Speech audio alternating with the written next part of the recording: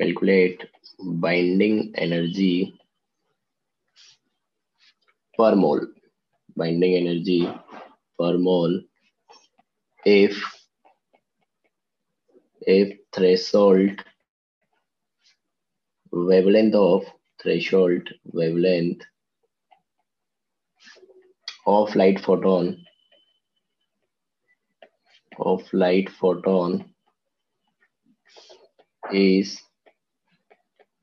240 nanometer for certain metal.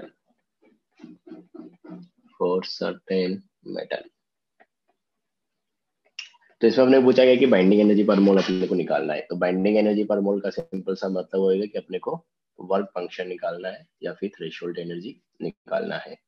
ये अपन ने पहले बोला था कि इसको बाइंडिंग एनर्जी भी बोलते हैं, थ्रेशोल्ड एनर्जी भी बोलते हैं, वर्क फंक्शन भी बोलते हैं। तो ये अपने को क्या करनी है, कैलकुलेट करनी है। अब पर मोल अपने को बात बोला गया है तो अपने को क्या करना है, एक तरीके से एक मोल के लिए फाइंड करना है कि एक मोल का कितना बाइंडिंग एनर्जी होगा। तो ठीक है कि बाइंडिंग एनर्जी पर मोल अपने को निकालना है। तो बेसिकली देखो अपने पास क्या है कि थ्रेशोल्ड वेवलेंथ अपने को गिवन है, तो अपन क्या कर सकते हैं, फॉर्मूला अपने पास सिंपल सा था, अपन ने लिखा था कि अगर थ्रेशोल्ड वेवलेंथ पता है तो उसके करस्पॉन्डिंग एनर्जी अपने को फाइंड करनी है कि बाइंडिंग एनर्जी या threshold energy E not equal to work function W equal to hc upon lambda not. लेकिन जो वर्क फंक्शन को अपन डिफाइन करते हो, कैसे डिफाइन करते हैं कि एक इलेक्ट्रॉन को इजेक्ट करने के लिए जो एनर्जी चाहिए, अपने से पूछा गया है क्या, बाइंडिंग एनर्जी पर मोल, कि एक मोल के लिए जो एनर्जी अपने को चाहिए, मतलब एक मोल फोटॉन्स अगर मेरे को इजेक्ट कराने तो उसके लिए कितने फोटॉन्स चाहिए, क्योंकि पर मोल वो डिफाइन करना चाह रहा है। तो पहले एक के लिए निकाल लेंगे, क्योंकि वर्क फंक्शन को बेसिकली तो अपन एक इलेक्ट्रॉन के हिसाब से ही डिफाइन करते हैं, क्योंकि अपन लिखा था कि मिनिमम एनर्जी का फोटोन जिससे एक इलेक्ट्रॉन क्या हो जाए, इजेक्ट हो जाए। तो एक तरीके से अपने पास जो अपन निकाल रहे हैं भी कि E not equal to hc upon lambda not, तो ये अपने पास आएगा for ejection of one photo electron, for ejection of one photo electron की energy required for ejection of one photo electron, तो उसी को अपन बोले बाइंडिंग एनर्जी।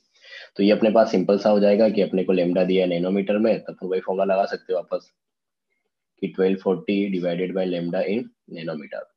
तो अगर अपने को लेमडा दिया है नैनोमीटर में और अपने को एनर्जी फाइंड करनी थी, वाला फॉर्मूला अपन सीधा यूज कर सकते हैं।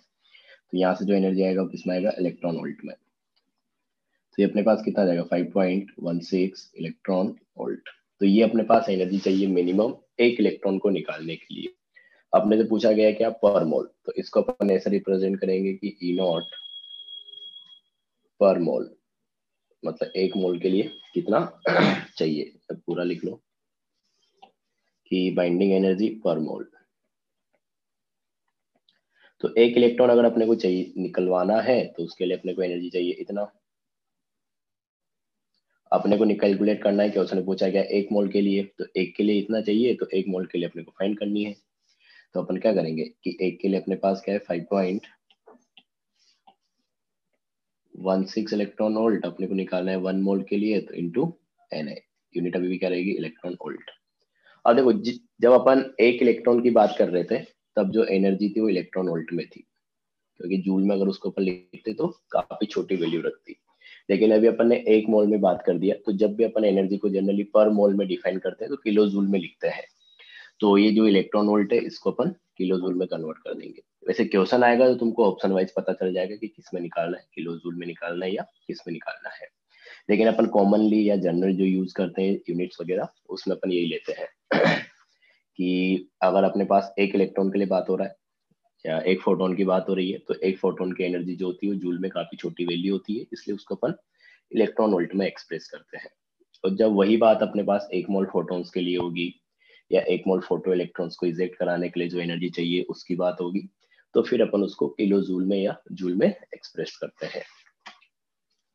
तो इसको जूल में अगर कन्वर्ट करना है तो 5.16 इंटू Na मतलब 6.022 इंटू 10 की पावर 23 इंटू इलेक्ट्रॉन वोल्ट, तो 1.6 इंटू 10 की पावर माइनस 19 जूल। तो यहाँ से सोल्व करोगे तो ये जूल में आ जाएगा पहले, तो उसको किलो जूल में कन्वर्ट कर देना, तो आंसर आ रहा है तुम्हारे पास 497 0.82 किलो जूल पर मोल। तो क्लियर है क्या ये? समझ में आया? Yes sir. Yes sir. चलो अब एक क्वेश्चन मैं तुमको दे रहा हूँ, वो तुमको अटेम्प्ट करना है कि calculate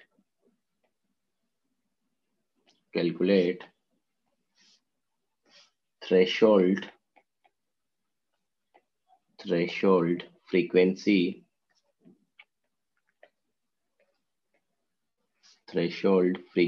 of metal if work function of that metal, जिस मेटल की अपन बात कर रहे हैं, of that metal is 180.69 kilojoule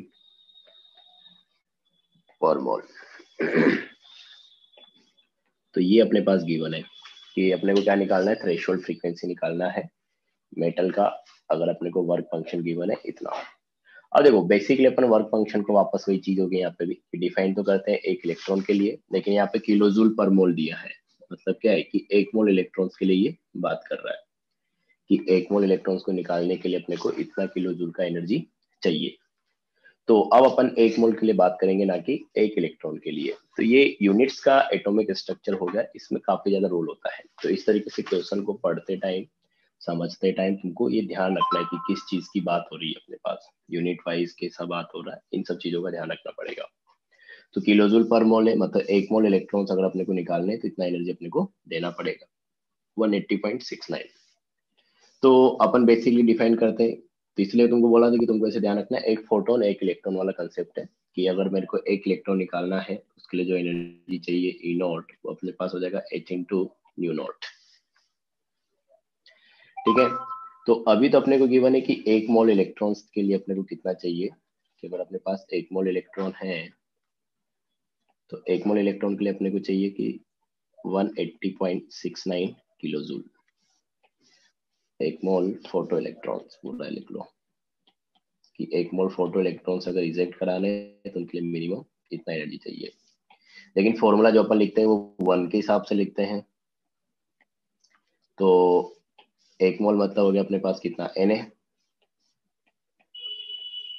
तो जब एक इलेक्ट्रॉन के लिए अगर अपन बात करें कि अपने को एक फोटो इलेक्ट्रॉन इजेक्ट कराना है, 1 फोटो इलेक्ट्रॉन, तब अपने पास कितना हो जाएगा कि 180.69 divided by Na kilo joule, और किलो जूल को जूल में कन्वर्ट कर दो 10⁻³ जूल। तो एक इलेक्ट्रॉन के लिए अपने को इतना एनर्जी चाहिए होगा। तो एक तरीके से जो डेफिनेशन वाइज अपन वर्क फंक्शन लिखते हैं कि एक इलेक्ट्रॉन को निकालने की जो एनर्जी चाहिए वो ये हो जाएगा। और इस फॉर्मूले में अपन क्या करते हैं, 1 इलेक्ट्रॉन के लिए ही बात करते हैं कि एक फोटोन से एक इलेक्ट्रॉन निकलेगा। तो इस चीज को उठा के यहाँ पे रख दो, तो अपने पास एक थ्रेशोल्ड एनर्जी जो है एक इलेक्ट्रॉन निकालने को पता है, एच अपने को पता है, तो अपने पास क्या आ जाएगा, न्यू नॉट आ जाएगा। एच को अपन वैसे जूल में रखते हैं तो ये भी जूल में रखना पड़ेगा, तो वैसे भी अपने को पता है कि जूल में निकाल ही चुके हैं अपन। तो एनर्जी अपने पास कितना आ गया, 180.69 divided by 6.022 into 10⁻23 into 10⁻3। H था अपने पास क्या, 6.63 इंटू 10⁻34 इंटू न्यू नॉट। तो यहाँ से अपने पास आ जाएगी क्या, फ्रीक्वेंसी। जिसको कैलकुलेट करोगे तो यहाँ से तुम्हारे पास सेकंड इनवर्स में आ जाएगा। तो थ्रेशोल्ड फ्रीक्वेंसी जो आएगा अपने पास 4.54 इंटू 10⁻14 हर्ट्स या सेकंड इनवर्स। तो यूनिट का इस तरीके से ध्यान रखना पड़ेगा। मैंने दोनों क्वेश्चन वही लिए जहाँ पे तुम कंफ्यूज हो सकते थे, मोल पर मोल जो गिवन है उसके हिसाब से। एक क्वेश्चन तुम्हारे पास आसान सा आ सकते हैं, इलेक्ट्रॉन वोल्ट में दे दे तो वहां से तो कोई दिक्कत है ही नहीं। कि जैसे अगर तुमको बोल दिया जाए कि अपने पास क्या एक मेटल है, छोटे छोटे क्वेश्चन भी आते हैं जिसका वर्क फंक्शन है मान लो कितना, 3.06 इलेक्ट्रॉन वोल्ट। तो इलेक्ट्रॉन वोल्ट में बेसिकली दिया है, तो बेसिकली वही है कि अपने पास क्या है, एक इलेक्ट्रॉन के लिए बात हो रहा है। वैसे तुमको किलो जूल पर मोल में दिया तो वैसे पता चला कि मोल में बात हो रहा, और अदरवाइज किसी भी यूनिट में दिया है मतलब पर मोल अगर लिखा है मतलब एक मोल की बात हुई है वहां पे, सिंपली तुमको ये ध्यान रखना है। उसके अलावा फिर तुमको ये मानना अगर कुछ नहीं मेंशन किया तो कि एक इलेक्ट्रॉन एक प्रोटॉन वाली बात हो रही है। तो ये हो गया अपने पास। अब तुमसे यहाँ से पूछा कि इसका वर्क फंक्शन इतना है, तो यहाँ से तुमको क्या पूछी जा सकती है, वेवलेंथ पूछी जा सकती है, थ्रेशोल्ड वेवलेंथ क्या होगी, थ्रेशोल्ड फ्रीक्वेंसी क्या होगी। तो सिंपल सा हो गया तो कि वर्क फंक्शन इक्वल टू अपन क्या लिखते हैं, H C upon lambda not. तो लेमडा नॉट अपने पास क्या आ जाएगा, H C upon work function.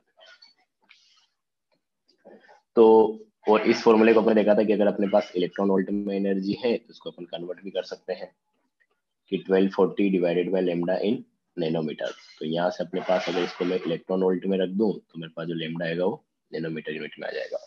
तो जस्ट उल्टा कर दिया अपन ने, तो यहाँ से डायरेक्ट निकाल सकते हो। तो इस टाइप के क्वेश्चन आएंगे तो आसान हो जाएंगे, उसमें तो कोई दिक्कत है नहीं। तो ये थोड़ा सा यूनिट का यहाँ पे दिक्कत था, तो ये तुम ध्यान रखो तो चीजें हो जाएगी इजीली। एक और क्वेश्चन अपने ले लेते हैं जिसमें पूरा इक्वेशन अपने पास यूज होगा कि when surface of metal a metal is exposed to the radiation of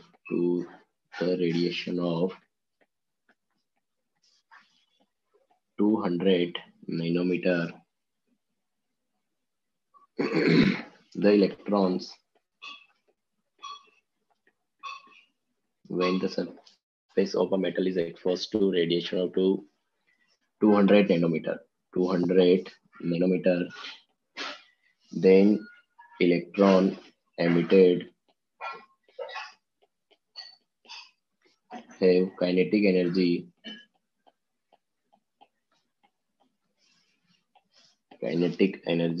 एक मिनट,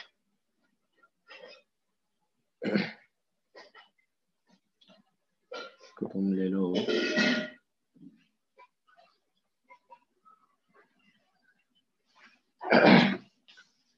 फ्रेम करना पड़ेगा मेरे को। 1240 divided by 206.2,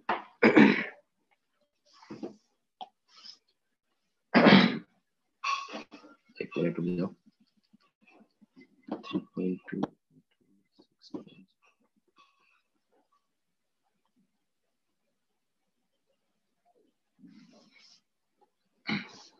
emitted electron, the electron emitted have kinetic energy equal to 1.93 into 10 की पावर 24 जूल। सॉरी ज्यादा नहीं है, एक मिनट,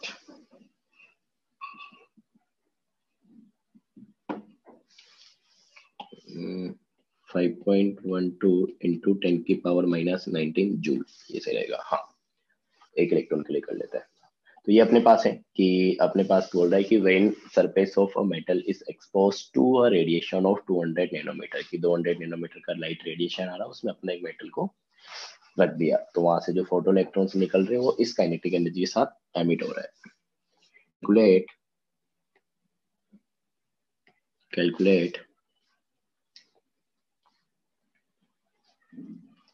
कैलकुलेट मिनिमम एनर्जी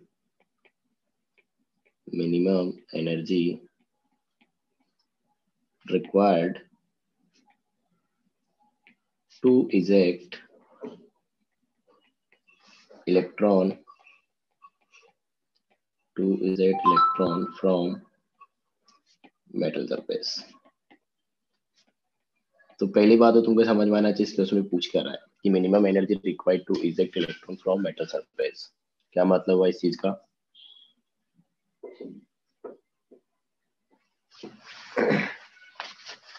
अरे बताओ। सर वर्क फंक्शन बताना है। वर्क फंक्शन बताना है, क्योंकि जो मिनिमम एनर्जी होता है उसको अपन क्या बोलते हैं, वर्क फंक्शन बोलते हैं। तो कभी कभी ऐसे डेफिनेशन वाइज भी दे देता है वो, डायरेक्ट नहीं बोल के कि वर्क फंक्शन निकालो, मिनिमम एनर्जी निकालो। तो इस हिसाब से तुमको डेफिनेशन भी पता होना चाहिए कि क्या होती है, मतलब हर चीज तुमको सही से क्लियर होनी चाहिए। तो देखो बेसिकली क्वेश्चन आसान है कि अपने को बोला गया है कि एक लाइट रेडिएशन है जिसका वेवलेंथ अपने को इतना गिवन है, मतलब फोटोन का वेवलेंथ अपने को 200 नैनोमीटर गिवन है। तो ये अपने पास वेवलेंथ ऑफ फोटोन हो गया। अब इस रेडिएशन में अगर अपन लेके आ रहे हैं मेटल को, तो वहां से फोटोइलेक्ट्रिक इफेक्ट आ रहा होगा, तो उसमें जो काइनेटिक एनर्जी, इलेक्ट्रॉन जो इजेक्ट हो रहा है, एक इलेक्ट्रॉन का काइनेटिक एनर्जी गिवन है कि 5.12 इंटू 10⁻⁹, क्योंकि साफ लिखा होता है द इलेक्ट्रॉन इजेक्टेड है kinetic energy is minimum energy required to eject electron from metal surface. तो अपने को वर्क फंक्शन पूछा गया है, तो अपने को बताया कि energy of photon equal to अपने पास क्या होता है, work function plus kinetic energy maximum.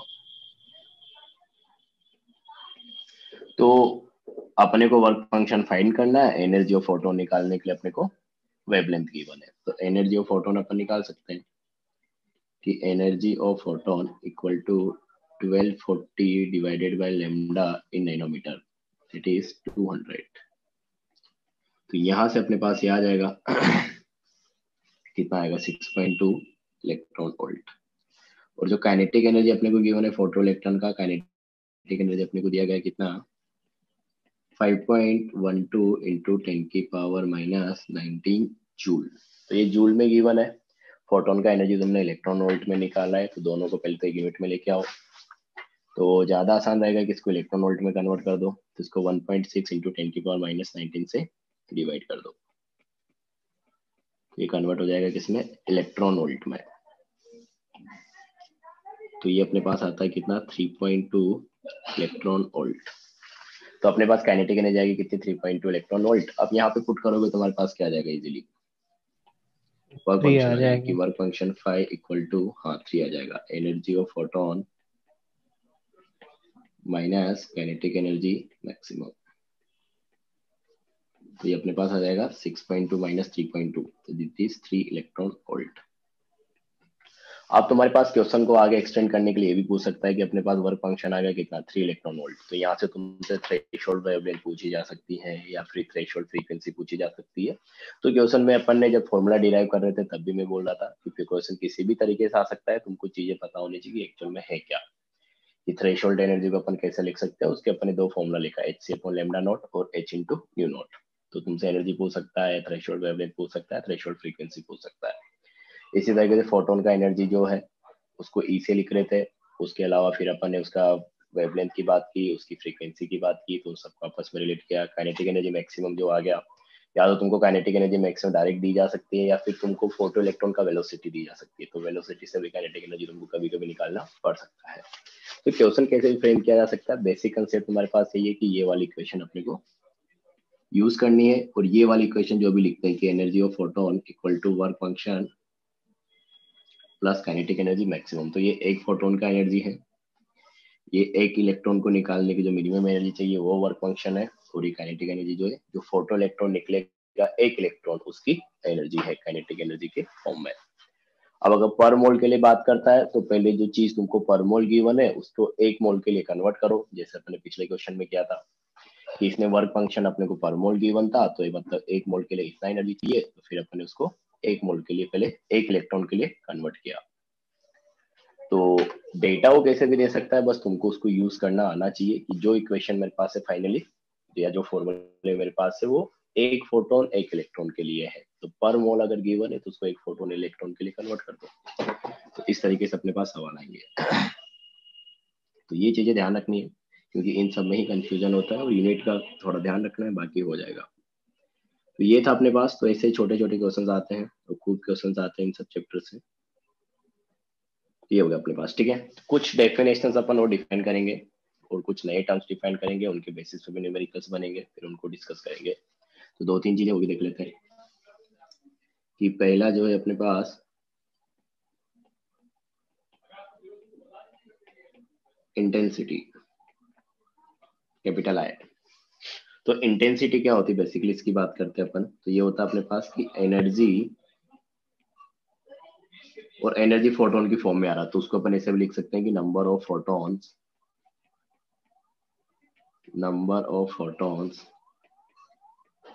Incident on metal surface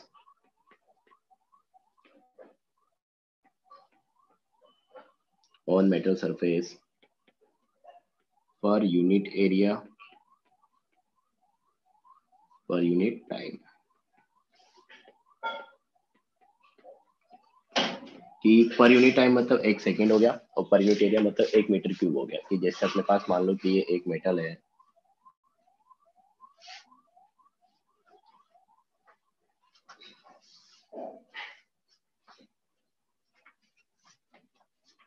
तो ये अपने पास ऊपर की जो टॉप सरफेस है, मान लो कि इस पे लाइट रेडिएशन आ रहा है, तो ये अपने पास इसका कुछ भी एरिया रहेगा एक। तो अपन बात कर रहे हैं कि 1 सेकेंड में किसी 1 मीटर स्क्वायर के एरिया पे, पर यूनिट एरिया अपन ने बोला तो 1 मीटर स्क्वायर हो जाएगा, क्योंकि मीटर में अपन मेजर करेंगे एरिया को मीटर स्क्वायर में। तो एक तरीके से अपने पास जो 1 मीटर स्क्वायर का एरिया रहेगा पर यूनिट एरिया का मतलब 1 मीटर स्क्वायर एरिया पे 1 सेकेंड में कितने फोटॉन्स आके इंसिडेंट हो रहे हैं, कितना एनर्जी वहां पे आ रहा है, उसको अपन क्या बोल रहे हैं, इंटेंसिटी। ठीक है, तो ये तो डेफिनेशन वाइज बात होगी कि पर यूनिट एरिया में पर यूनिट टाइम पे कितना एनर्जी या कितने फोटॉन्स आ रहे हैं। तो बेसिकली अपने को फोटॉन्स की फॉर्म में बात कर रहा है, तो अपन फोटोन की बात करेंगे। तो अगर मैं बोलूं कि मेरे पास मान लो कि जो मेटल्स है इसका एरिया है मान लो कि ए, और अपन ने देखा कि टी टाइम तक अपने पास रेडिएशन इस मेटल के ऊपर गिरा, और अपन ने किसी तरीके से मेजर किया है कि अपने पास एन नंबर्स में फोटॉन्स आ रहा है। एन अपने पास क्या है, नंबर ऑफ फोटॉन्स। तो अपने को इंटेंसिटी का फॉर्मूला डिराइव करना है, तो अपन क्या बोल रहे कि पर यूनिट एरिया में पर सेकंड में कितने फोटॉन्स आ रहे हैं या कितनी एनर्जी आ रही है। तो अपने पास एन फोटोन है, तो एक तरीके से अपने पास अगर एनर्जी की बात करूं तो मैं बोल रहा हूं कि मेरे पास जो फोटोन है इसका फ्रीक्वेंसी अपन मान लेते हैं कि क्या है, न्यू है। फ्रीक्वेंसी जो है, एक मिनट, न्यू है। ठीक है, तो अगर मैं पहले एक फोटोन की एनर्जी की बात करूं कि energy of photon equal to अपने पास क्या आ जाएगा, एच इंटू न्यू। और अपन बोल रहे हैं कि अपने पास क्या एन फोटोन है, तो एन फोटोन है अपने पास, तो टोटल एनर्जी कितना आया होगा अपने पास कि total energy equal to N into H nu.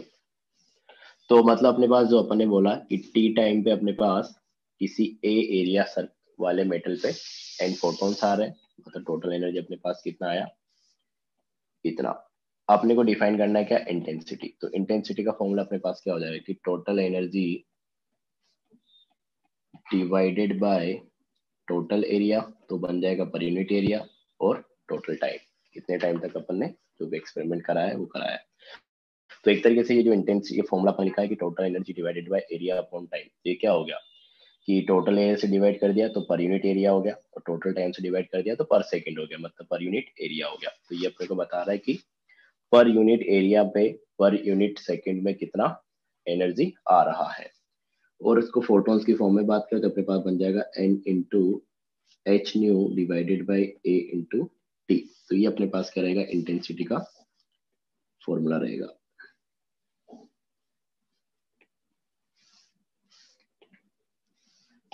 तो ये है अपने पास।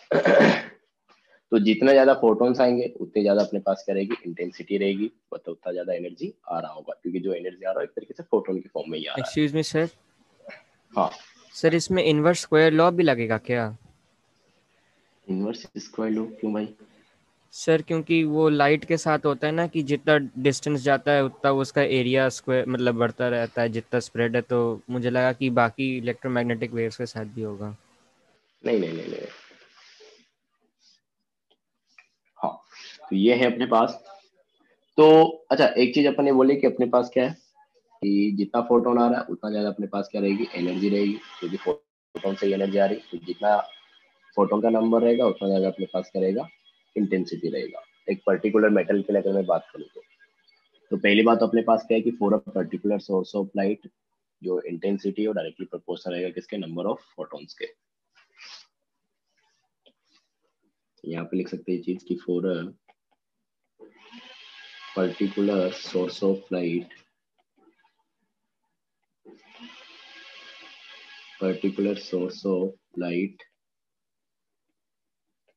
of constant frequency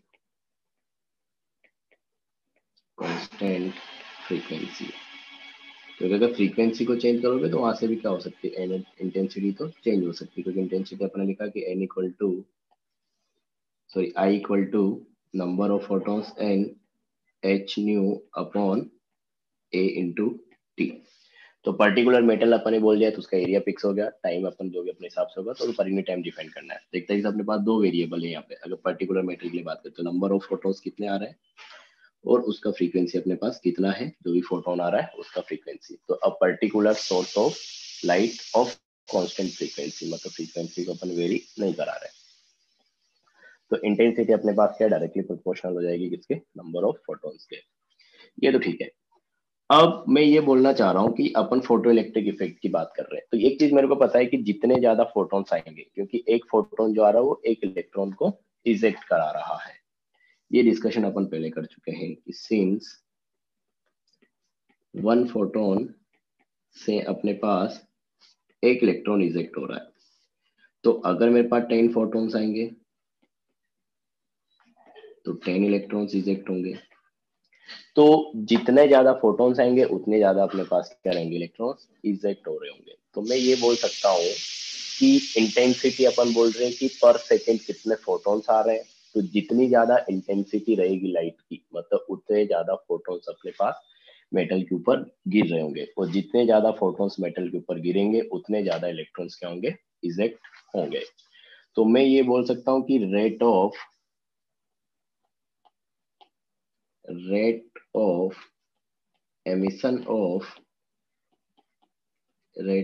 emission of electrons from metal surface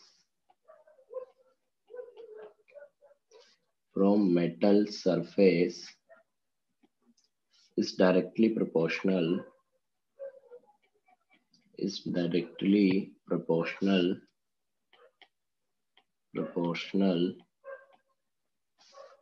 to intensity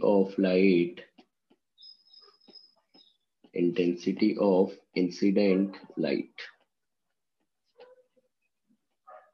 ये चीज क्लियर है क्या कि जितने ज्यादा इंटेंसिटी रहेगी मतलब उतने ज्यादा फोटॉन्स आ रहे हैं पर यूनिट टाइम में, और जितने ज्यादा फोटॉन्स आएंगे उतने ज्यादा इलेक्ट्रॉन इजेक्ट होंगे, क्योंकि जितने फोटॉन गिरेंगे उतने ही एक तरीके से इलेक्ट्रॉन्स भी आएंगे।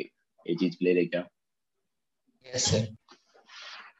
चलो तो अगर मैं तुमसे पूछूं कि मेरे को मान लो कि ऐसा ग्राफ खींचना है एक, क्योंकि ग्राफ पूछा गया पहले भी और बाद आगे पूछा जा सकता है, कि एक तरफ मान लो कि मैंने लिख दिया कि number of photo electrons ejected from metal surface, और इधर अपने पास क्या है, इंटेंसिटी ऑफ रेडिएशन, की जो भी रेडिएशन गिराया जा रहा है उसका इंटेंसिटी। तो लाइन ग्राफ कैसा आना चाहिए?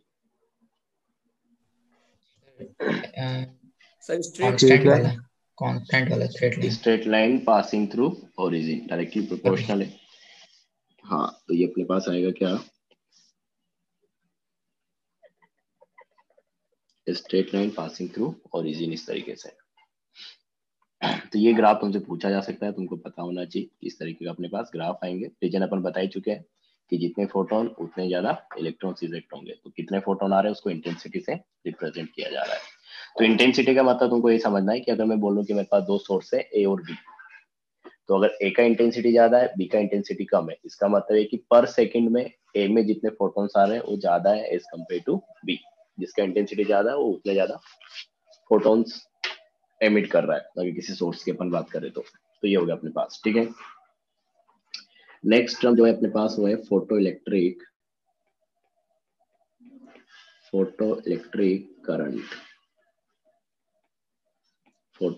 करंट आई, इसको अपन स्मॉल आई से रिप्रेजेंट करेंगे यहाँ पे, क्योंकि कैपिटल आई से अपन इंटेंसिटी को लिख चुके हैं। तो ये होगा अपने पास, ठीक है। तो यहाँ पे अपन एक अरेंजमेंट कर रहे हैं, देखो किस तरीके से, कि मेरे पास मान लो कि ये एक इलेक्ट्रोड है, मेटल इलेक्ट्रोड है, तो यहाँ पे अपने पास कोई मेटल, अपने ऐसा मेटल रखा है जो फोटो इलेक्ट्रिक इफेक्ट दिखा सकता है।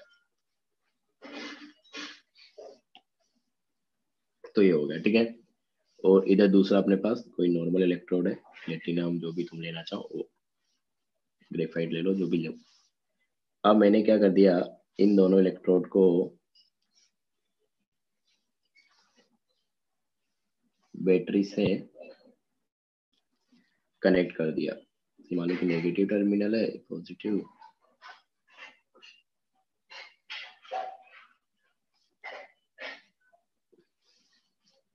अच्छा बीच में अपन ने मान लो कि एक अमीटर लगा दिया ताकि करंट फ्लो करे, तो ये इंडिकेट कर सके। तो इस तरीके से अपने पास यहाँ पे अमीटर है। तो बेसिकली अपन वैसे एरो से दिखाते हैं कि अपने पास एक एरो बना दो उसके करस्पॉन्डिंग, तो ये हो गया अपने पास, ठीक है। तो ये अरेंजमेंट है। अपन ने यहाँ पे मान लो कि वी वोल्टेज का कोई बैटरी लगा रखा है। तो ये होगा एक तरह से अपने पास नेगेटिव टर्मिनल, ये हो गया अपने पास पॉजिटिव टर्मिनल। तो इस इलेक्ट्रोड पे आ जाएगा नेगेटिव चार्ज, इस पे आ जाएगा अपने पास पॉजिटिव चार्ज।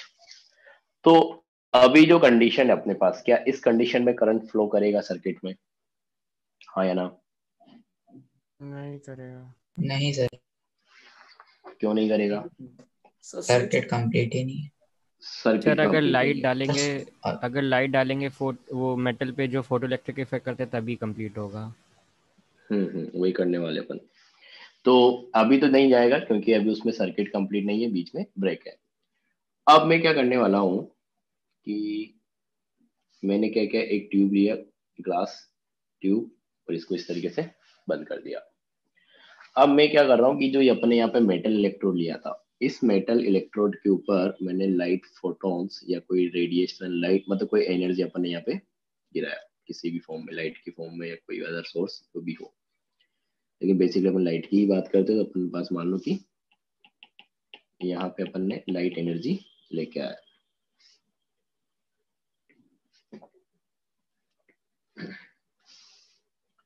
ठीक है, तो अपन यहाँ पे लाइट एनर्जी आया, और अपने को पता है कि जो लाइट का फ्रीक्वेंसी है वो थ्रेशोल्ड फ्रीक्वेंसी से ज्यादा है, क्योंकि तभी फोटो इलेक्ट्रिक इफेक्ट होगा, तभी मेटल से इलेक्ट्रॉन आएगा। तो ये तो अपने को मानना पड़ेगा। तो यहाँ पे अपने पास क्या आ रहा है, लाइट रेडिएशन आ रहा है, लाइट आ रहा है, और जो लाइट में जो फोटोन है, उस फोटोन का एनर्जी या उसका फ्रीक्वेंसी जो थ्रेशोल्ड एनर्जी है या जो थ्रेशोल्ड फ्रीक्वेंसी है उससे ज्यादा है। इसका मतलब है कि जब ये लाइट मेटल के ऊपर गिरेगा तो वहां से इलेक्ट्रॉन इजेक्ट करवा देगा। तो जैसे ही ये लाइट इलेक्ट्रॉन के ऊपर गिरेगा, सॉरी मेटल के ऊपर गिरेगा, तो यहाँ से इलेक्ट्रॉन इजेक्ट होना स्टार्ट करेगा। अब क्योंकि इलेक्ट्रॉन है नेगेटिवली चार्ज्ड, तो इलेक्ट्रॉन क्या होगा, पॉजिटिव टर्मिनल की तरफ भागेगा। जैसे यहाँ से इलेक्ट्रॉन फ्री हो, पॉजिटिव टर्मिनल की तरफ जाएगा, क्योंकि पॉजिटिव चार्ज उसको दिखेगा तो उसकी तरफ ये अट्रैक्ट होगा। तो इलेक्ट्रॉन्स क्या होंगे, अब नेगेटिव टर्मिनल से, मतलब नेगेटिव इलेक्ट्रोड से पॉजिटिव इलेक्ट्रोड की तरफ जाएंगे। तो इस वाली मेटल की सरफेस से अपने पास इलेक्ट्रॉन निकलेगा और इस मेटल के पास आके इस इलेक्ट्रोड पे चला जाएगा, और जब इस इलेक्ट्रोड पे पहुंचेगा तो यहाँ से फ्लो करने लगेगा। तो ये अपने पास इलेक्ट्रॉन का फ्लो हो जाएगा, और जैसे इलेक्ट्रॉन फ्लो करने लगेगा सर्किट में, मतलब एक तरीके से क्या होगा, करंट भी फ्लो करने लगेगा। समझ में आया क्या ये? अरे क्लियर है? Yes sir. हाँ, तो ये इलेक्ट्रॉन से एक तरीके से फ्लो करेगा। तो जैसे इलेक्ट्रॉन फ्लो करेगा, एक तरीके से करंट भी फ्लो करेगा। तो करंट का तो ये डायरेक्शन अपने पास, अपोजिट होगा क्या? हाँ, इलेक्ट्रॉन जिस डायरेक्शन में फ्लो करते हैं उसके ऑपोजिट डायरेक्शन में करंट फ्लो करता है। मतलब करंट जो है अपने पास, एक्सक्यूज मी सर। ये जो दूसरा कलर दिखाया मैंने, हाँ बोलो। सर ऐसा अरेंजमेंट पॉसिबल है कि जो सोर्स है जो लाइट दे रही है फोटो इलेक्ट्रिक इफेक्ट के लिए, उसको हम इसी सर्किट से कनेक्ट कर दें तो फिर कंस्टेंट मतलब कंटिन्यूसली पावर होता रहे? एसी सर्किट से कनेक्ट कर दे तो यस सर, तो फिर जो इलेक्ट्रिसिटी वो, और शुरुआत में हल्की सी इलेक्ट्रिसिटी दे दें, तो फिर जो इलेक्ट्रिसिटी से वो लाइट प्रोड्यूस होगी उससे फोटो इलेक्ट्रिक इफेक्ट होगा और उसी लाइट को खुद पावर मिलेगी और लाइट प्रोड्यूस करने के लिए। तो ये काम हो कर सकता है, सकता है? ऐसा क्यों नहीं। ओके आपने सर। को तो एक बार स्टार्ट करवाना है ना उसको, तो हो जाएगा, क्यों नहीं होगा।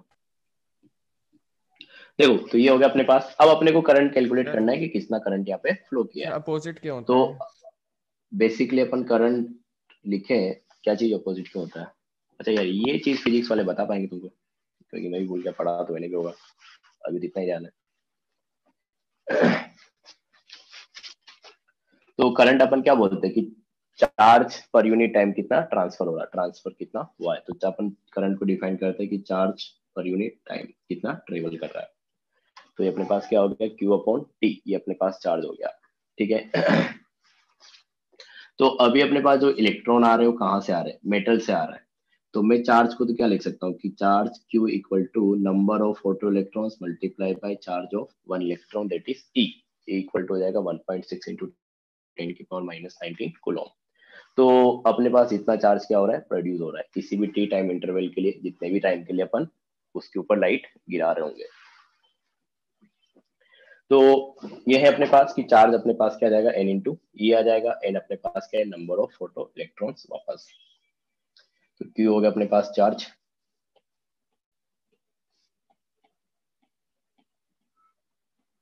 n हो गया अपने पास number of photo electrons ejected,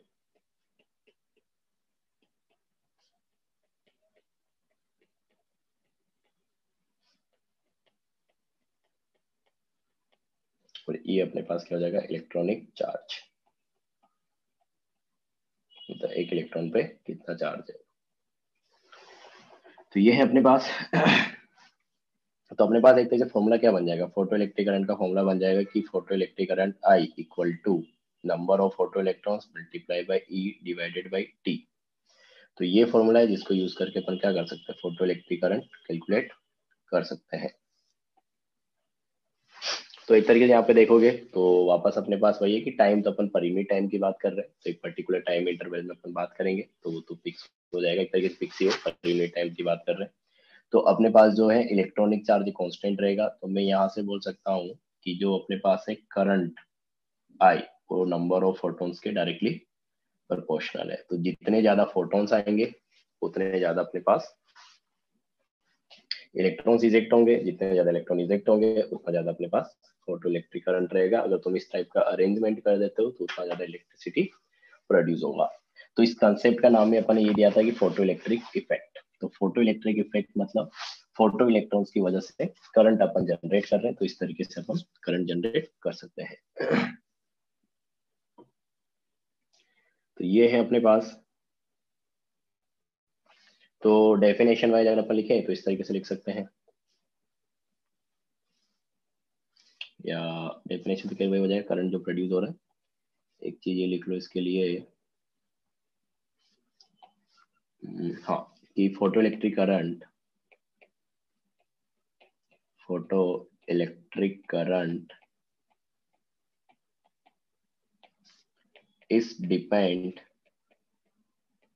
is depend on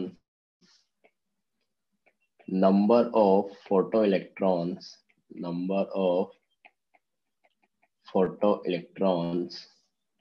emitted from metal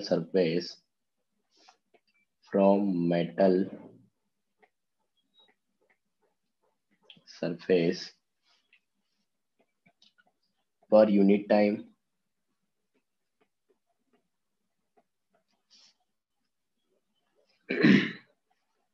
ठीक है।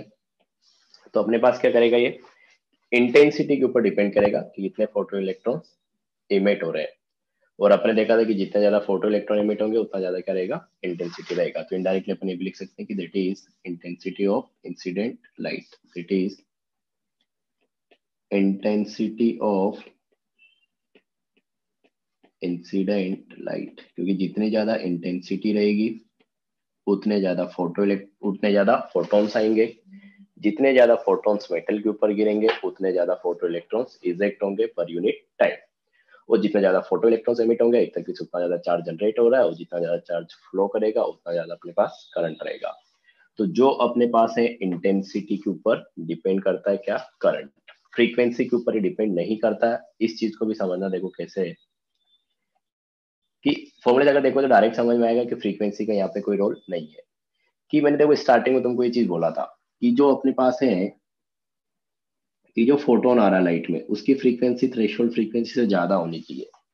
अब वो कितनी ज्यादा है उससे यहाँ पे कोई फर्क नहीं पड़ रहा है, कि यहाँ पे जो मान लो कि अपने पास में मान के चलूं कि इसके करस्पॉन्डिंग जो एनर्जी आ रही है ई नॉट, वापस एग्जांपल समझते हैं कि मान लो कि 4 इलेक्ट्रॉन वोल्ट है, और इसके करस्पॉन्डिंग जो फोटोन का एनर्जी मान लो कि अपन ने लिया है, फोटोन जो है वो अपन ने ले लिया, मैं सपोज करूँ कि 5 इलेक्ट्रॉन वोल्ट का, तो अपने को बताया कि जो इलेक्ट्रॉन निकलेगा वो 1 इलेक्ट्रॉन वोल्ट की काइनेटिक एनर्जी के साथ निकलेगा।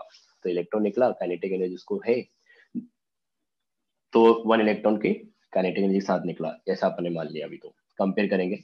अब मान लो कि इसी को मैं क्या करूं, 5 की जगह कर दूं 4 इलेक्ट्रॉन वोल्ट, तो अपने को बताया कि अगर फोटोन का एनर्जी 4 इलेक्ट्रॉन वोल्ट भी हुआ या उससे थोड़ा सा भी ज्यादा हुआ तो इलेक्ट्रॉन तो निकल जाएगा, भले उसके पास काइनेटिक एनर्जी नहीं रहेगी ना, तब भी वो इलेक्ट्रॉन फ्लो कर जाएगा। क्यों कर जाएगा? क्योंकि यहाँ पे अपने पास बैटरी लगा रखी है जिसके पास क्या है, पॉजिटिव चार्ज उसने यहाँ पे जनरेट कर रखा है, पॉजिटिव पोलैरिटी है।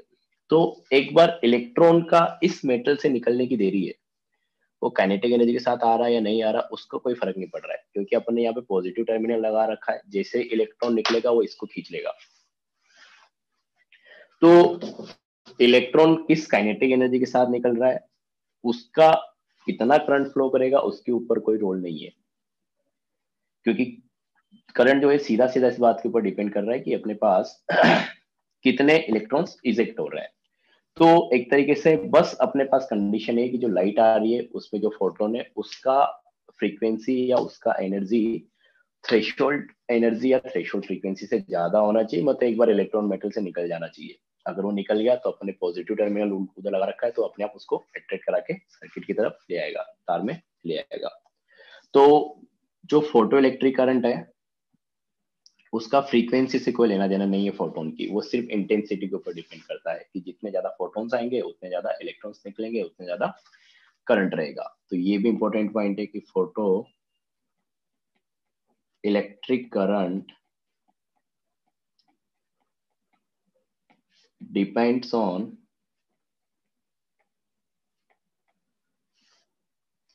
डिपेंड्स तो अपन लिख लिया, depends on intensity of light, does not depend on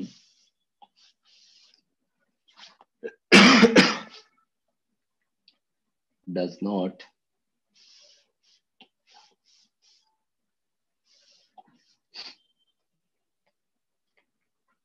not depend on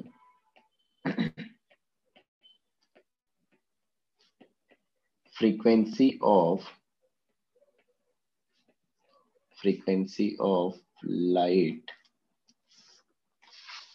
ठीक है, फोटोन इसे लिखना चाहो तो लाइट लिख लो, इंसिडेंट लाइट लिख लो, तो फ्रीक्वेंसी के ऊपर ही डिपेंड नहीं करेगा। तो क्वेश्चन पता है तुमसे ऐसे डायरेक्ट पूछा नहीं जाएगा कि तुमको सिंपली स्टेटमेंट दे दे लिख के कि फ्रीक्वेंसी के ऊपर डिपेंड कर रहा है, इंटेंसिटी के ऊपर डिपेंड कर रहा है, किस तरीके से डिपेंड कर रहा है। वो बेसिकली जब भी क्वेश्चन पूछता है और ऐसे क्वेश्चन आते हैं इससे, जैसे बार बार बोलो कि इंपॉर्टेंट है, ध्यान से समझना, वो तुमसे कंपेयर कराएगा काइनेटिक एनर्जी मैक्सिमम और फोटो इलेक्ट्रिक करंट को, कि किस पे क्या फर्क पड़ रहा है। अगर मैं इंटेंसिटी चेंज कर रहा हूँ तो क्या चेंज होगा, फोटो इलेक्ट्रिक करंट चेंज होगा या काइनेटिक एनर्जी चेंज होगा या दोनों चेंज होगा, दोनों में से कोई भी चेंज नहीं होगा। या वो बोल देगा कि मैं क्या कर रहा हूँ, इंटेंसिटी नहीं चेंज कर रहा हूँ, फ्रीक्वेंसी चेंज कर रहा हूँ, कि जो फोटोन आ रहा है उसका फ्रीक्वेंसी में बढ़ा दे रहा हूँ या उसका एनर्जी बढ़ा दे रहा हूँ, तब क्या चीज चेंज होगी। तो इस टाइप के क्वेश्चन ज्यादा आते हैं सर ये इसी समझ में टाइप के नहीं आया, क्वेश्चन आते हैं। अगर फ्रीक्वेंसी बढ़ेगी तो इंटेंसिटी भी बढ़ेगी सर, लेकिन और फिर इंटेंसिटी बढ़ेगी तो फोटो इलेक्ट्रिक करंट भी बढ़ना चाहिए। अच्छा, फ्रीक्वेंसी क्या चीज थी, मतलब एक फोटोन के करस्पॉन्डिंग था ना वो तो। Yes sir. देखो अपने पास मान लो कि एक लाइट है, कि अपने पास है, एक मिनट, मान लो कि छोटा अपने पास इस तरीके से फोटोन को अपन ऐसे दिखा रहे हैं, तो अपने पास 3 4 5 6 7 8 9 10 11 12, एक तरीके से मान लो कि 12 फोटोन है। वैसे होंगे बहुत सारे, क्योंकि अपन नंबर कैलकुलेट किए थे कि थोड़ा सा एनर्जी जो होता है 100 जूल, उसमें भी काफी सारे फोटोन्स आते हैं, लेकिन अपन समझने के लिए ऐसे बोल रहे हैं कि अपने पास ये मान लो कि एक लाइट है, या कहीं से इतना ए एनर्जी एमिट हुआ, तो इसमें अपन बोल रहे हैं कि अपने पास 12 फोटोन है, ठीक है।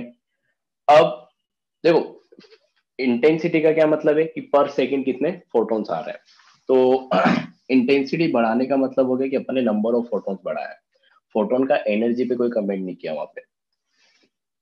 और फ्रीक्वेंसी मतलब ये है कि मैंने एक फोटोन की एनर्जी के साथ छेड़छाड़ किया है, कि एक फोटोन का एनर्जी मैंने या तो कम कर दिया, ज्यादा कर दिया, फ्रीक्वेंसी बढ़ा के। तो जो फ्रीक्वेंसी रिलेटेड है वो एक फोटोन की एनर्जी से रिलेटेड है। तो अगर मैं क्या करूंगा कि मेरे को पता है कि जब ये फोटोन जो है अगर अपने पास इलेक्ट्रॉन से जाएगा, मेटल में कोलाइड करेगा, तो एक फोटोन से एक इलेक्ट्रॉन निकलने वाला है। तो यहाँ पे अपने पास क्या है, 12 फोटोन है, तो 12 इलेक्ट्रॉन ये निकालेंगे। तो अगर मान लो कि इस जिस मेटल के ऊपर ये जाके इंसिडेंट होंगे, उस मेटल का वर्क फंक्शन है 5 इलेक्ट्रॉन वोल्ट, तो मैं बोल रहा हूँ कि एक फोटोन का जो है एक तरीके से एनर्जी मान लो यहाँ पे 6 इलेक्ट्रॉन वोल्ट। तो अभी मैं ये मान के चल रहा हूँ कि मेरे पास ये गए तो 12 फोटोन्स थे, तो यहाँ से कितने इलेक्ट्रॉन निकलेंगे, 12 इलेक्ट्रॉन निकलेंगे विथ 1 इलेक्ट्रॉन वोल्ट का काइनेटिक एनर्जी। मैक्सिमम पॉसिबिलिटी जो है ये है, तो काइनेटिक एनर्जी अपने पास आएगा 1 इलेक्ट्रॉन वोल्ट मैक्सिमम। तो क्या बोला मैंने, देखो मैं ऐसे बोल रहा हूँ कि मेरे पास एक कई सोर्स आ लाइट आ रहा है, जिसमें मैं मान के चल रहा हूँ कि 12 फोटोन है और हर फोटोन का एनर्जी क्या है, 6 इलेक्ट्रॉन वोल्ट है। और ये जो मेटल के ऊपर आके गिर रहा, उस मेटल की बात करें तो उस मेटल के लिए जो मिनिमम एनर्जी इलेक्ट्रॉन निकालने के लिए 5 इलेक्ट्रॉन वोल्ट है, मतलब वर्क फंक्शन 5 इलेक्ट्रॉन वोल्ट है। तो 12 फोटोन इसके ऊपर आके गिरेंगे तो 12 इलेक्ट्रॉन एमिट होंगे, 12 इलेक्ट्रॉन एमिट हुआ मतलब 1 इलेक्ट्रॉन वोल्ट की काइनेटिक एनर्जी के साथ आएगा, क्योंकि एनर्जी कंजर्व रखना है। अब मैंने क्या किया कि फोटोन का फ्रीक्वेंसी बढ़ा दिया। तो फोटोन का फ्रीक्वेंसी बढ़ाने का मतलब क्या है, मैंने फोटोन का एनर्जी बढ़ा दिया, मैंने नंबर ऑफ फोटोन उतना ही रखा। तो मैंने क्या किया अगली बार कि ये सेम रेडिएशन जो था आ रहा था किसी भी सोर्स से, उस सोर्स का मैंने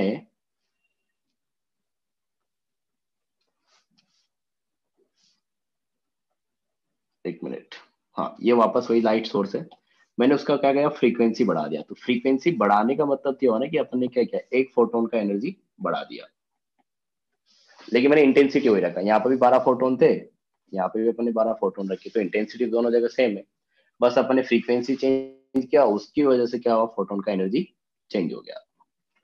तो अभी जब ये रेडिएशन अपने पास मेटल के ऊपर गिरेगा, मेटल अपन ने सेम ही रख रखी है, तो अभी भी कितने फोटोन एमिट होंगे, सॉरी इलेक्ट्रॉन कितने एमिट होंगे,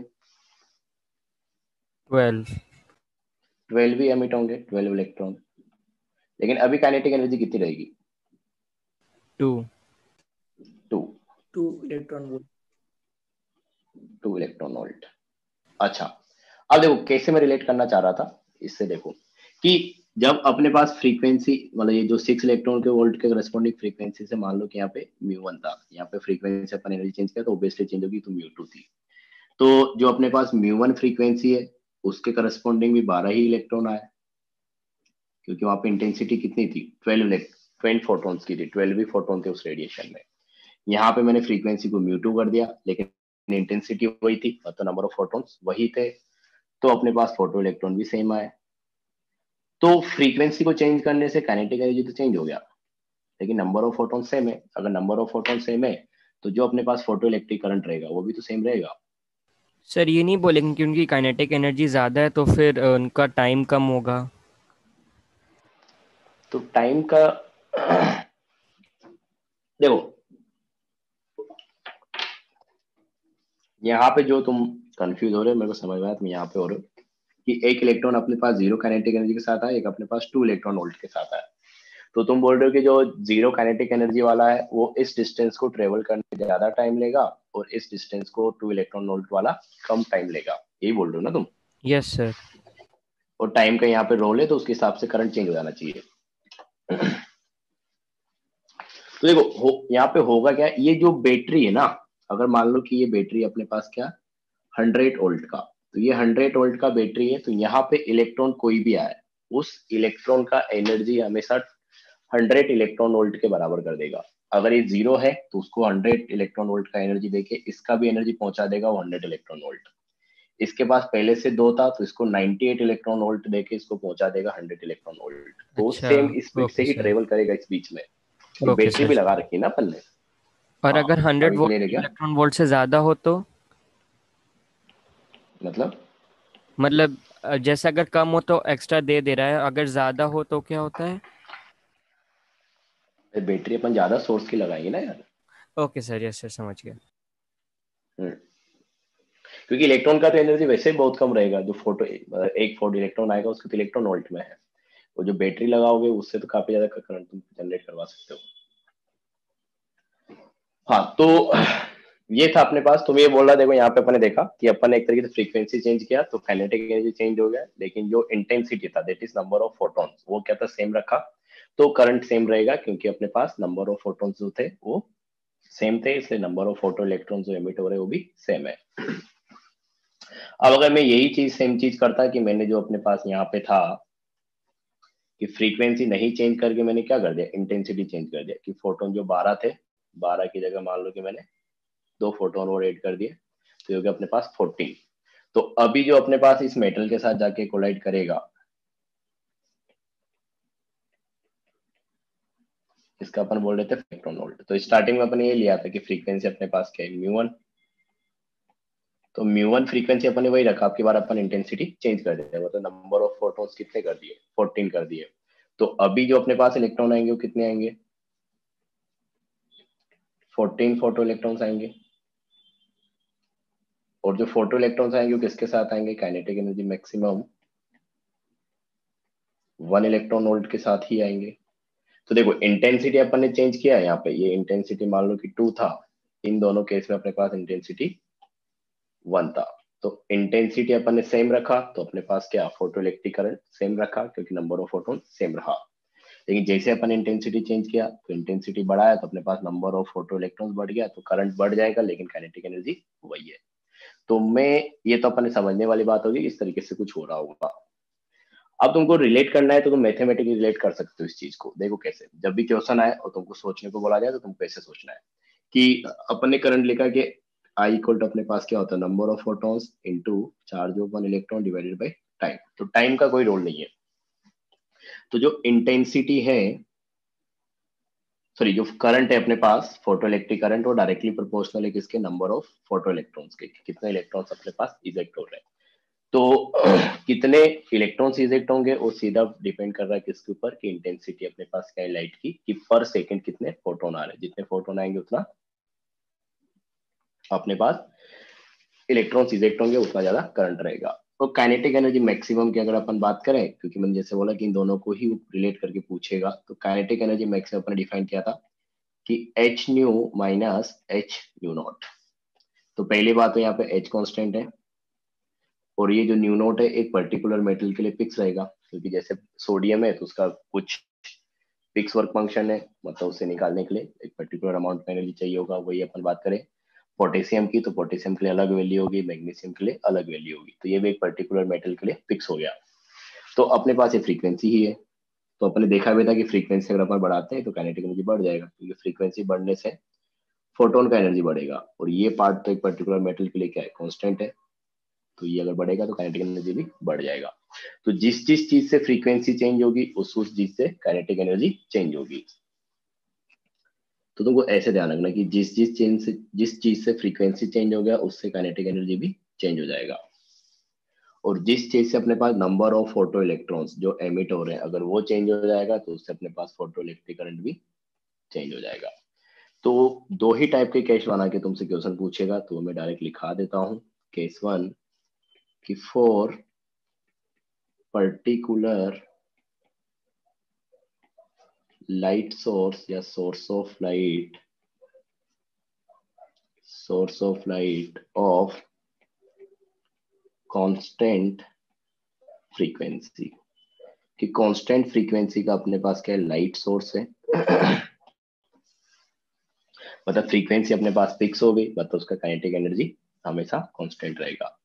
अब अगर फ्रीक्वेंसी कांस्टेंट होगी तो अपन क्या कर सकते हैं, इंटेंसिटी को चेंज कर सकते हैं। तो अगर अपन इंटेंसिटी को अपन ने इंक्रीज किया तो इंटेंसिटी बढ़ाने का मतलब होगा कि नंबर ऑफ फोटॉन्स जो आ रहे हैं मेटल के ऊपर पर सेकंड वो बढ़ गया। तो नंबर ऑफ फोटॉन्स बढ़ गया तो नंबर ऑफ फोटो इलेक्ट्रॉन्स भी बढ़ जाएंगे। नंबर ऑफ फोटो इलेक्ट्रॉन्स, वैसे अपन ग्राफ बनाए थे कि डायरेक्टली प्रोपोर्शनल है, तो इंटेंसिटी बढ़ेगा तो number of photo electrons emitted ये भी बढ़ेगा। और नंबर ऑफ फोटो इलेक्ट्रॉन्स अगर बढ़ेगा तो एन बढ़ गया, एन बढ़ गया तो अपने पास फोटो इलेक्ट्रिक करंट भी बढ़ेगा। फोटो इलेक्ट्रिक करंट बढ़ेगा, लेकिन काइनेटिक एनर्जी मैक्सिमम पे कोई फर्क नहीं पड़ेगा, क्योंकि अपने फ्रीक्वेंसी चेंज नहीं किया, तो एक फोटोन का जो है एनर्जी नहीं चेंज हुआ, तो एक फोटोन का एनर्जी नहीं चेंज हुआ, तो जो उससे इलेक्ट्रॉन निकलेगा उसका भी एनर्जी चेंज नहीं होगा। बस होगा क्या कि एक पर्टिकुलर इंटरवल में जो नंबर ऑफ फोटोन्स निकल रहे थे बस उसका नंबर बढ़ जाएगा, तो काइनेटिक एनर्जी क्या रहेगी, सेम रहेगी। तो इस टाइप का क्वेश्चन आएगा। तो ऐसे तुमको रिलेट करना है, या उसका उल्टा कर दें कि इंटेंसिटी को कम कर दे तो नंबर ऑफ फोटो इलेक्ट्रॉन जो एमिट हो रहे हैं वो भी कम हो जाएगा, तो फोटो इलेक्ट्रिक करंट भी कम हो जाएगा, और अपने पास काइनेटिक एनर्जी तब भी सेम रहेगी, क्योंकि जब तक फ्रीक्वेंसी को चेंज नहीं करेंगे तब तक काइनेटिक एनर्जी चेंज नहीं होगा। केस 2 अगर अपन देखें,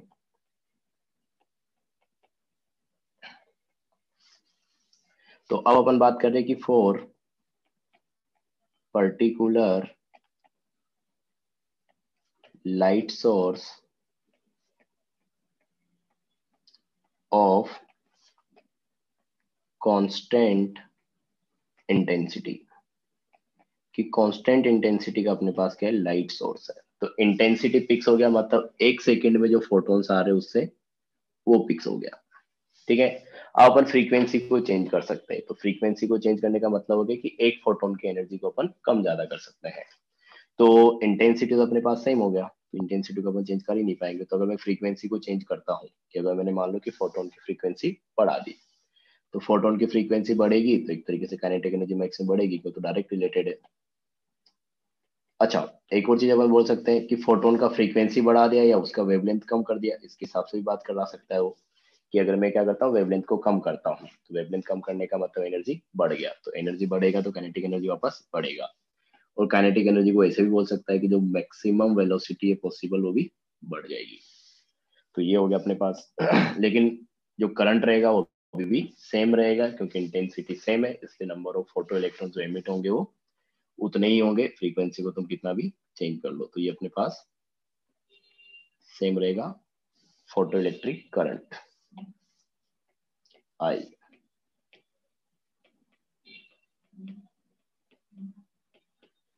तो बेसिकली तुमको ऐसे ध्यान रखना है कि करंट तभी चेंज होगा जब इंटेंसिटी चेंज होगी, और काइनेटिक एनर्जी तब चेंज होगा जब फ्रीक्वेंसी चेंज होगी फोटोन की।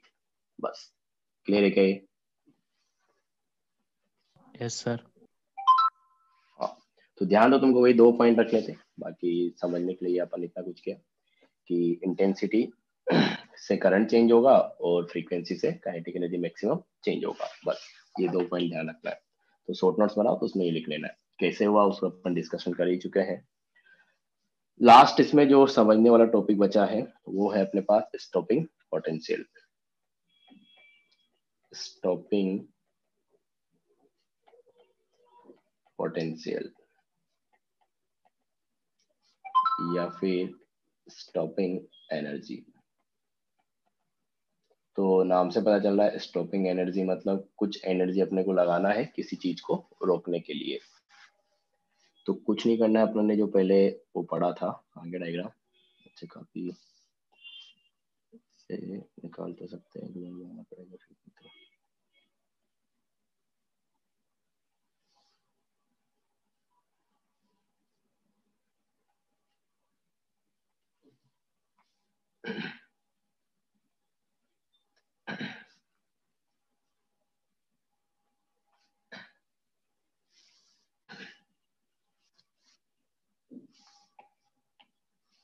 तो देखो ये था अपने पास, तो इसमें अपन क्या कर रहे थे कि ये सब तो ठीक है,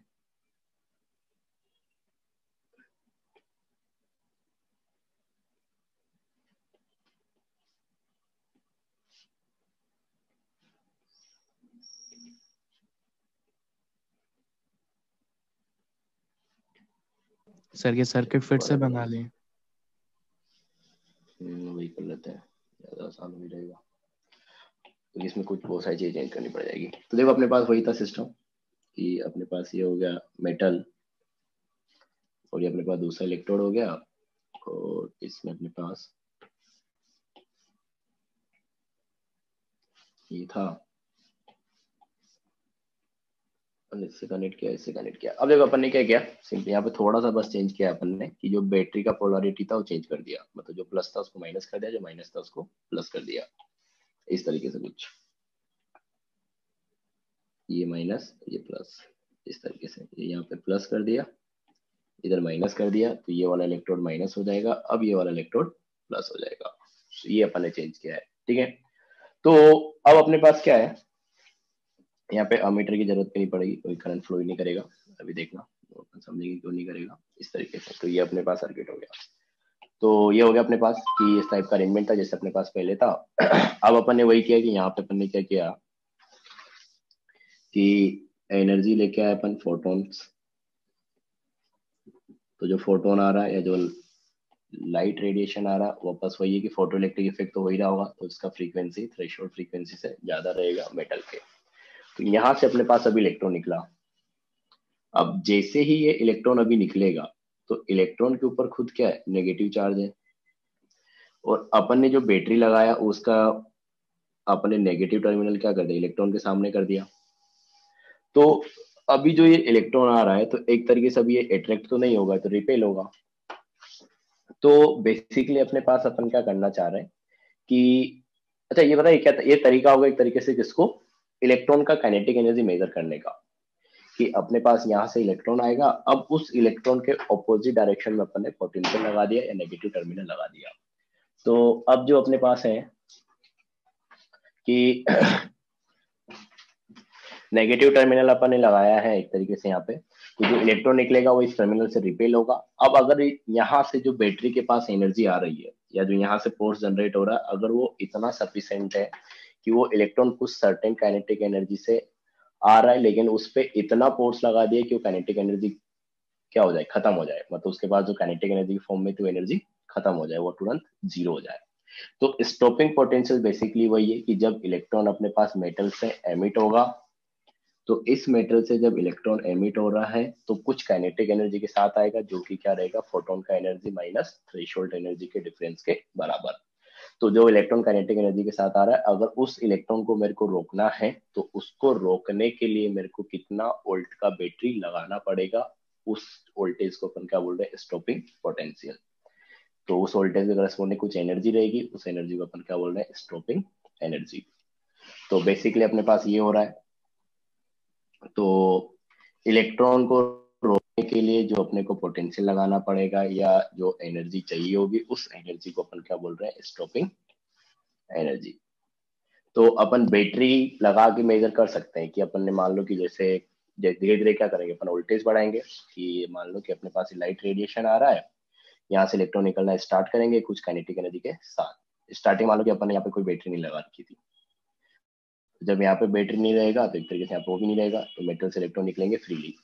अब अपन ने मान लो कि यहाँ पे वोल्टेज लगाना बढ़ाना स्टार्ट किया, तो वोल्टेज बढ़ाना स्टार्ट करेंगे तो एक वैल्यू ऐसी आएगी कि इलेक्ट्रॉन का फ्लो क्या हो जाएगा, बंद हो जाएगा। क्यों बंद हो जाएगा, क्योंकि अपने पास वही है कि ऑपोजिट डायरेक्शन में अपन एनर्जी दे रहे हैं इलेक्ट्रॉन को, तो वो क्या करेगा, उसको रिपेल करके वहीं पे रोक देगा। तो जिस पोटेंशियल पे वो रुक जाएगा उसी पोटेंशियल को अपन क्या बोल रहे हैं, स्टॉपिंग पोटेंशियल। तो ये अपने पास डेफिनेशन हुआ है, जैसा लिखेंगे अपन कि minimum energy required to stop the ejection of electron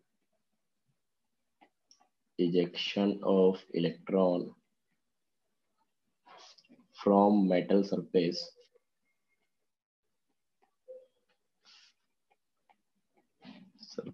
is called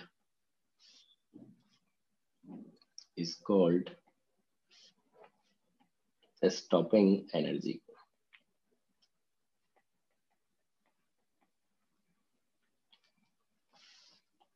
और इसके करस्पॉन्डिंग जो वोल्टेज रहेगा बैटरी का, तो उतना एनर्जी जनरेट करने के लिए जो अपने को वोल्टेज सप्लाई करना पड़ेगा, उसको अपन क्या बोलते हैं, stopping potential. And corresponding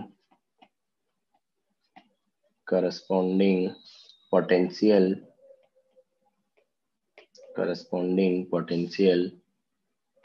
is called stopping potential। तो उतना एनर्जी देने के लिए जो बैटरी लगानी पड़ेगी, उसका जो पोटेंशियल रहेगा, जितना उसका वोल्टेज रहेगा, उसको अपन बोल रहे क्या, स्टॉपिंग पोटेंशियल। या स्टॉपिंग पोटेंशियल डेफिनेशन आप ऐसे भी दे सकते हो डायरेक्ट कि minimum opposite potential which apply to stop the ejection of electron, कि कितना पोटेंशियल अपन अप्लाई कर रहे हैं इलेक्ट्रॉन को रोकने के लिए, वो अपने सर पास हो जाएगा। ठीक है। हाँ पॉजिटिव वाला इलेक्ट्रोड भी अट्रैक्ट करेगा ना थोड़ा सा, लेकिन उतना नहीं करेगा। नहीं, पॉजिटिव वाले से तो वो एमिट हो रहा ना इलेक्ट्रॉन, तो ये यहाँ से निकलेगा, तो एक उसके पास काइनेटिक एनर्जी रहेगा तो इससे दूर ही जाएगा ना वो। Okay sir. हाँ तो ये है अपने पास, और क्या था। हाँ, तो अपन देखो क्या बोल रहे हैं कि अपने पास क्या है कि अपने को इलेक्ट्रॉन को स्टॉप करना है, टू स्टॉप मतलब रोकना है इजेक्शन ऑफ इलेक्ट्रॉन। सर एक सेकंड लास्ट स्लाइड दिखा दिए प्लीज। हाँ, तो बेसिकली जो अपने पास इलेक्ट्रॉन है, तो इलेक्ट्रॉन के पास कौन सा एनर्जी, काइनेटिक एनर्जी है। तो अगर मेरे को देखो सिंपल सी बात है, अगर मान लो कि कोई इंसान तुम्हारी तरफ यस भाग सर हो के गया। आता है, तो उसको अगर तुमको रोकना है तो उतना ही एनर्जी तुमको ऑपोजिट डायरेक्शन में वापस लगाना पड़ेगा ताकि वो रुक जाए। तो अपने पास इलेक्ट्रॉन के पास बेसिकली क्या है, काइनेटिक एनर्जी है। और अगर अपने पास एक चीज अपन पहले भी बात कर चुके हैं कि अपने पास V वोल्टेज का बैटरी है, और उसके जो पोटेंशियल रहेगा, अगर मैं उसमें किसी Q चार्ज को रख देता हूँ, तो उसके पास जो एनर्जी आएगी वो अपने पास होती है क्या, Q इंटू V। तो यहाँ पे अपन जो स्टॉपिंग पोटेंशियल है उसको रिप्रेजेंट करते हैं किससे, V नोट से। तो अपने पास अभी जो चार्ज पार्टिकल है वो क्या है, E है, और जो स्टॉपिंग पोटेंशियल है अपने पास उसको अपन रख रहे हैं V नोट से। तो अपने को जो स्टॉपिंग पोटेंशियल या बैटरी के थ्रू जो एनर्जी दे रहे हो कितना रहेगा, E इंटू V नोट। तो जब ये एनर्जी आ रही बैटरी से, क्योंकि मतलब जो एनर्जी इलेक्ट्रॉन के पास है उसका ऑपोजिट एनर्जी है ये, और उसको रोकने का काम करेगी।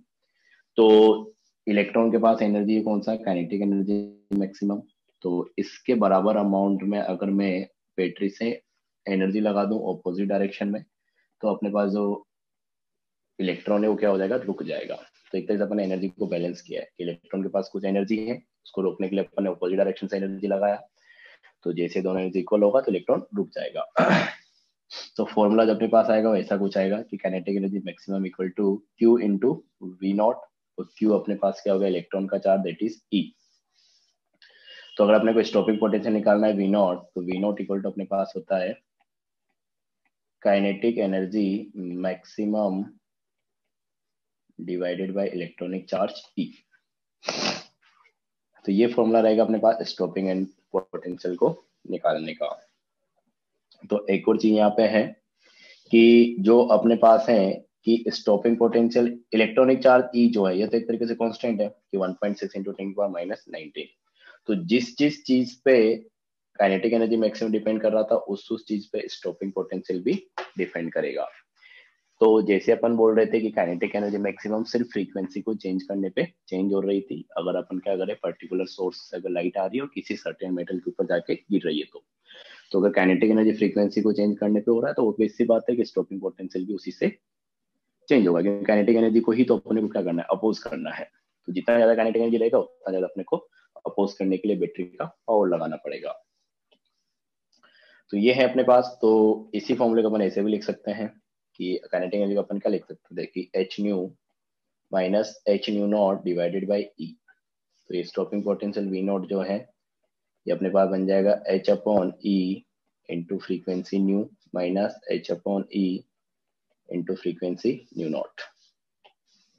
तो इसी फॉर्मूले को तुम ऐसे भी लिख सकते हो, या H अपॉन E को कॉमन ले लो, ये अपने पास बन जाएगा कि stopping potential V not equal to H upon E, बाहर आ जाएगा न्यू माइनस न्यू नॉट। तो एक फॉर्मूला ये भी आ जाएगा। तो यहाँ पे फॉर्मूले तुम काफी सारे बना सकते हो, तो तुमको मेनली पता है क्या, बेसिक फॉर्मूला याद रखना है, फिर उसी को तुम कन्वर्ट करते रहो जैसा तुमको यूज हो रहा है। तो जैसे बेसिक फॉर्मूला तो अपने पास क्या है, ये है, अपन ने इन दोनों को आपस में रिलेट किया है। तो या तो ये याद रखो या फिर ये याद रखो कि stopping potential V not equal to अपने पास क्या होता है, kinetic energy maximum divided by electronic charge E। तो ये है अपने पास। अब अगर इसी चीज को तुम वेवलेंथ के फॉर्म में लिखोगे तो वो भी आ जाएगा। ये जो अपने पास फॉर्मूला है ये अपन लिखा था, इसमें फ्रीक्वेंसी को क्या कर दो तुम, रिप्लेस करा दो किससे, वेवलेंथ से। ये रहा। हाँ, तो फ्रीक्वेंसी को अगर वेवलेंथ लिखना है तो अपन क्या लिखेंगे, frequency equal to C upon lambda. तो ये अपने पास बन जाएगा nu not equal to H upon E तो ऑलरेडी था, और फ्रीक्वेंसी अपन क्या लिख सकते हैं, सी अपॉन लैम्डा। और वहां पे अपने पास क्या जाएगा, एच अपॉन ई ऑलरेडी था, और न्यू नॉट का अपन क्या लिखते हैं, सी अपॉन लैम्डा नॉट।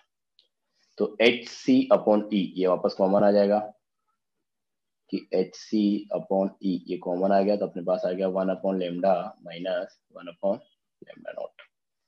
तो इसी फॉर्मूले को तुम ऐसे भी बना सकते हो। तो फॉर्मूले तो वही है, बस उनको तुम अलग अलग तरीके से डिफाइन कर सकते हो इस तरीके से।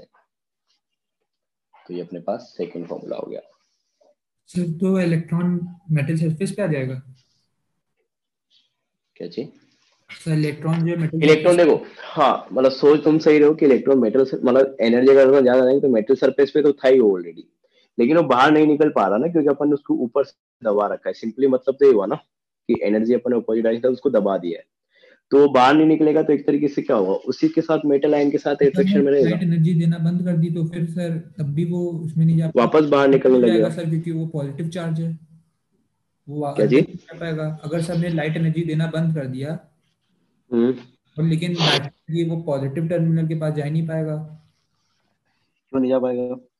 क्योंकि सर वो रिपल करेगा। हाँ ट्रैक करेगा, सॉरी सर। हाँ ठीक है सर, नहीं समझा क्या बोल रहे समझ गया समझ गया। हो, आगे समझ लो, ठीक है। तो ये है अपने पास। तो इस फॉर्मूले को ऐसे कन्वर्ट कर सकते हो तुम अलग अलग तरीके से। तो बेसिकली कुछ नहीं अपने पास कि स्टॉपिंग पोटेंशियल मतलब kinetic energy maximum divided by electronic charge, उस फॉर्मूले को तुमको मेनली याद रखना है। अब अपने पास वही है कि स्टॉपिंग पोटेंशियल जो है, जैसे अपन काइनेटिक एनर्जी के लिए बात कर रहे थे अभी कि अलग अलग सोर्स के हिसाब से अपन देखें, तो देखो कि stopping potential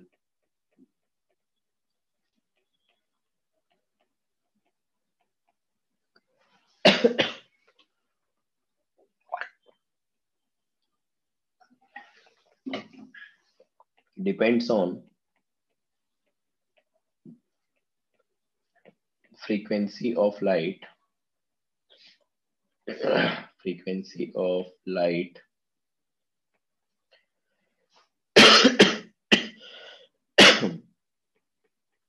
light photon and work function of metal, ये भी बोल सकते हैं ना, क्योंकि अलग अलग मेटल के लिए वर्क फंक्शन अलग अलग रहेगा। तो वर्क फंक्शन ऑफ मेटल देख भी सकते थे, फॉर्मूले अपने पास दो ही चीज आ रही थी कि फोटोन के लिए फ्रीक्वेंसी हो गया और इसके लिए वर्क फंक्शन हो गया। तो वर्क फंक्शन बोलो या थ्रेशोल्ड फ्रीक्वेंसी बोलो या थ्रेशोल्ड वेवलेंथ बोलो, एक ही बात है। तो दो ही चीजों में डिपेंड कर रहा है, क्योंकि अलग अलग मेटल की बात करेंगे तो बेसिक बात है कि वर्क फंक्शन भी चेंज हो जाएगा, तो उसके हिसाब से फिर आएगा, ठीक है। लेकिन ये क्या है अपने पास कि जो लाइट सोर्स है उसकी इंटेंसिटी के ऊपर डिपेंड नहीं करेगा। तो does not depend on intensity of incident light photon या light radiation, incident light photon, क्योंकि अपन लिखे थे कि work function sorry V naught, that is stopping potential, is directly proportional to kinetic energy maximum.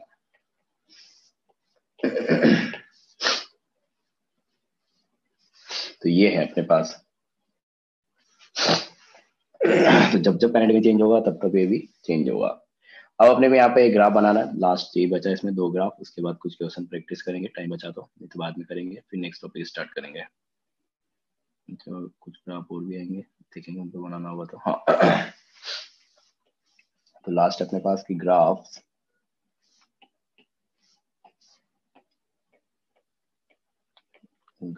Related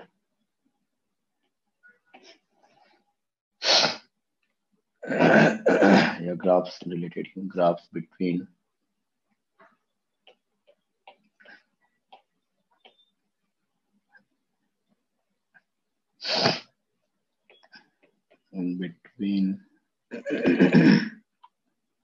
stopping potential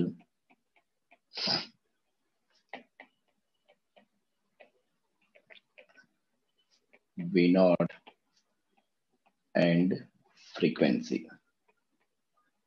तो ये भी important graph है, इसको भी पूछ लेता है जैसे अपन ने kinetic energy maximum versus frequency के बीच खींचा था, वैसे यहाँ पे भी खींचना है। तो अपन ने देखा था कि अपने पास स्टॉपिंग पोटेंशियल है V नॉट इक्वल टू क्या होता है, काइनेटिक एनर्जी मैक्सिमम अपॉन ई। मैंने जो तुमको बोला था कि ये वाला फॉर्मूला ध्यान रखना, इससे से काम हो जाता है, तो मैं उसी के हिसाब से बता रहा हूँ कि अगर ऐसा आ गया तो कैसे सोचोगे। तो स्टॉपिंग पोटेंशियल अपने पास हो गया ये, तो kinetic energy maximum divided by E, अपने पास ये बेसिक फॉर्मूला है, इसी से अपन बाकी फॉर्मूला डिराइव करते हैं। तो अब ये बात करना चाह रहा है किसके टर्म्स में, फ्रीक्वेंसी के टर्म्स में। तो तुमको वही करना पड़ेगा कि काइनेटिक एनर्जी को फ्रीक्वेंसी के हिसाब से लिख दो, फोटोन की फ्रीक्वेंसी।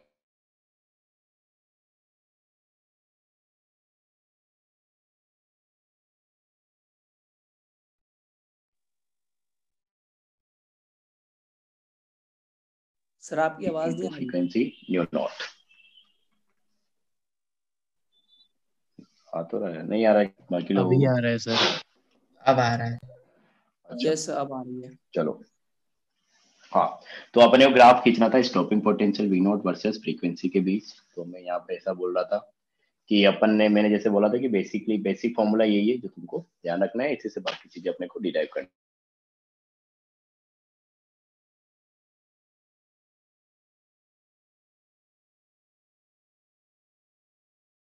करना है। तो काइनेटिक एनर्जी मैक्सिमम को अपन ने फ्रीक्वेंसी के टर्म्स में लिख दिया कि h new minus h new not. तो इसको सिंप्लीफाई किया अपन ने, तो ये अपने ग्राफ बनाना है एक तरीके से किसके बीच, स्टॉपिंग पोटेंशियल और फ्रीक्वेंसी के बीच। तो जैसे मैंने पहले बोला था कि जो चीज आगे लिखा होगा उसको अपन रखते हैं किस पे, y एक्सिस पे। तो ये अपने पास हो गया y, एक तरीके से इसको y एक्सिस पे रखना है, तो इसको अपन रखेंगे x एक्सिस पे, तो एक तरीके से बन गया x।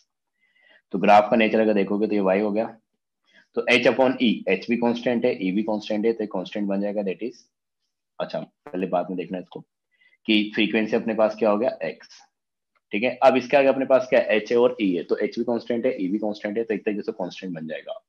तो ये अपने पास जो भी x के आगे कांस्टेंट आएगा उसको अपन क्या बोलते हैं, स्लोप। तो ये हो गया m स्लोप। और इधर एक पर्टिकुलर मेटल के लिए तीनों चीज कांस्टेंट है कि h और e तो ऑलरेडी कांस्टेंट था, और जब अपन एक किसी स्पेसिफिक मेटल के लिए बात करेंगे तो अपने पास जो है क्या बोलते हैं, न्यू नोट भी क्या हो जाएगा, कांस्टेंट हो जाएगा। तो एक तरीके से हो गया माइनस सी, नेगेटिव इंटरसेप्ट। तो y equal to M X minus C का ग्राफ आएगा। तो वही अपने पास ये हो गया ग्राफ, इस तरीके से अपने को बनाना होगा।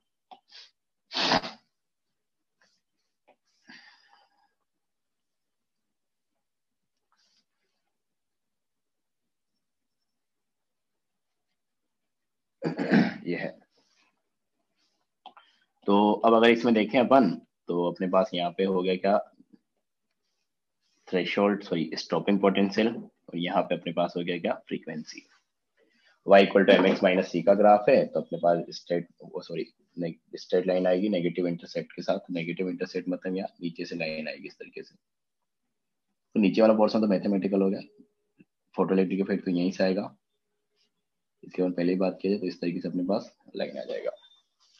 तो ये नेगेटिव इंटरसेप्ट है जिसकी वैल्यू अपने पास क्या है, h new not upon e। इस पॉइंट की अपन पहले बात कर चुके हैं कि इस पॉइंट पे एक तरीके से अपने पास क्या है, स्टॉपिंग पोटेंशियल जीरो है।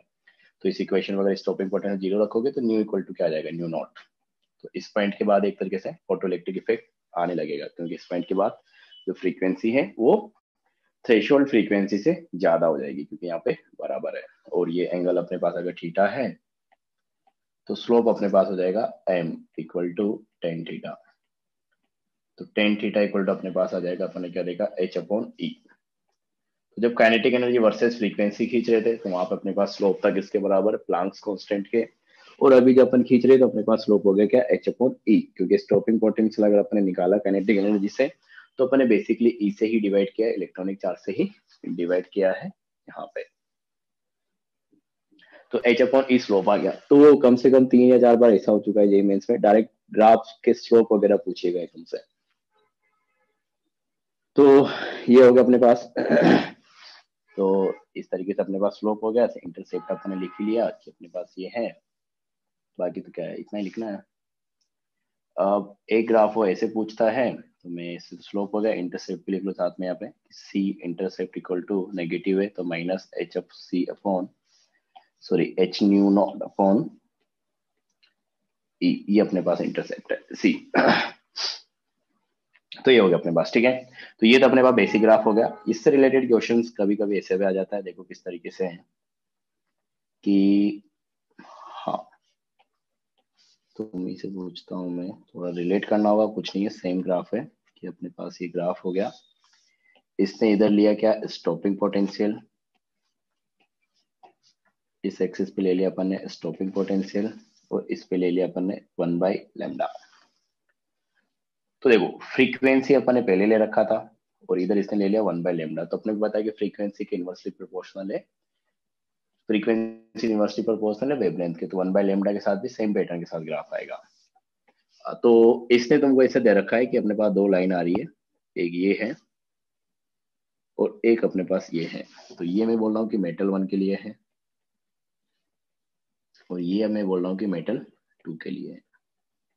और अब तुमको क्या करना है, कंपेयर करना है क्या, इन दोनों का थ्रेशोल्ड फ्रीक्वेंसी बोल दो या थ्रेशोल्ड वेवलेंथ बोल दो, जो भी तुम कंपेयर करो, कि यहाँ पे अपने को दोनों के लिए थ्रेशोल्ड फ्रीक्वेंसी कंपेयर करना है कि मेटल 1 और मेटल 2 में किसका ज्यादा रहेगा और किसका कम रहेगा।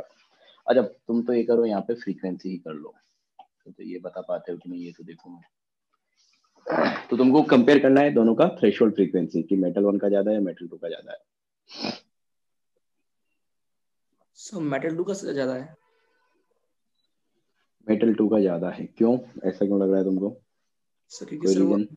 इसके साथ हुआ सर मेटल चाहिए सर सभी। उसके स्टॉपिंग पोटेंशियल, उसका स्टॉपिंग पोटेंशियल की वेव फ्रीक्वेंसी ज़्यादा है, मतलब उसका एनर्जी भी ज़्यादा है, तो मेटल 2 ही है। Yes sir. फ्रीक्वेंसी ज्यादा है मतलब? सर उसकी फ्रीक्वेंसी ज़्यादा है ना, तो फिर थ्रेशोल्ड फ्रीक्वेंसी भी ज़्यादा है, जो जीरो पे एक्स एक्सिस पर जहाँ पे इंटरसेक्ट। एकदम सही सोच रहे हो। यस सर, उसके साथ जो वैल्यू सर ऐसा एक्सिस का उसके साथ ज्यादा होगा। हम्म तो ऐसे ही सोचना है, एकदम सही सोचो कि ये वाला पॉइंट अपने पास क्या था कि यहाँ पे जो फ्रीक्वेंसी है वो थ्रेशोल्ड फ्रीक्वेंसी के बराबर हो जाता है। तो मेटल 1 का थ्रेशोल्ड फ्रीक्वेंसी हो गया और इस पॉइंट पे जो फ्रीक्वेंसी है वो थ्रेशोल्ड फ्रीक्वेंसी, तो ये मेटल 2 का थ्रेशोल्ड फ्रीक्वेंसी हो गया। और इस एक्सिस पे क्या है, फ्रीक्वेंसी है, तो कंपेयर कर सकते हो कि अपने पास जो है 1 का फ्रीक्वेंसी कम है और 2 का फ्रीक्वेंसी ज्यादा है। तो जो थ्रेशोल्ड फ्रीक्वेंसी है 2 के लिए वो ज्यादा रहेगा as compare to threshold frequency 1। तो इस टाइप का ग्राफ आ सकता है।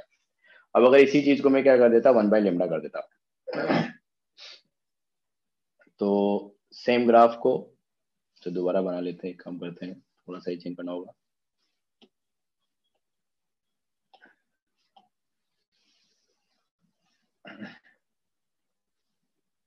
तो ये समझ में आया ना भी किस तरीके से मैंने कंपेयर किया, आसान था, एकदम से सोचा तुमने। बाकी लोगों को,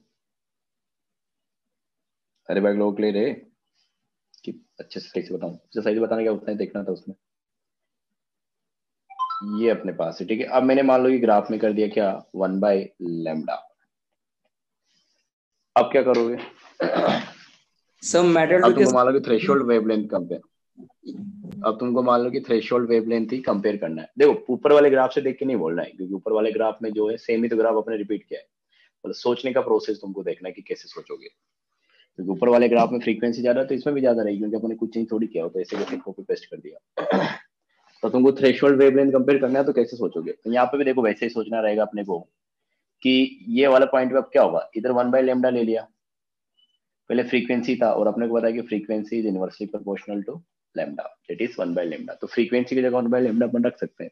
तो अगर उस पॉइंट पे फ्रीक्वेंसी थ्रेशोल्ड फ्रीक्वेंसी के बराबर था, तो इस पॉइंट पे जो 1/λ ले रखा है, मतलब 1/λ जो रहेगा 1/λ नोट के बराबर रहेगा फॉर मेटल 1। इसी तरीके से इस पॉइंट पे जो है 1/λ जो रहेगा वो 1/λ नॉट 2 के बराबर रहेगा। तो ये सोचने का प्रोसेस रहेगा। तो यहां से साफ दिख रहा है कि 1/λ not 1 is less than 1/λ not 2। यहां से अपने पास क्या आ जाएगा कि lambda not 2 threshold wavelength of second is less than threshold wavelength of 1। तो ऐसे सोचना है, समझ में आया क्या?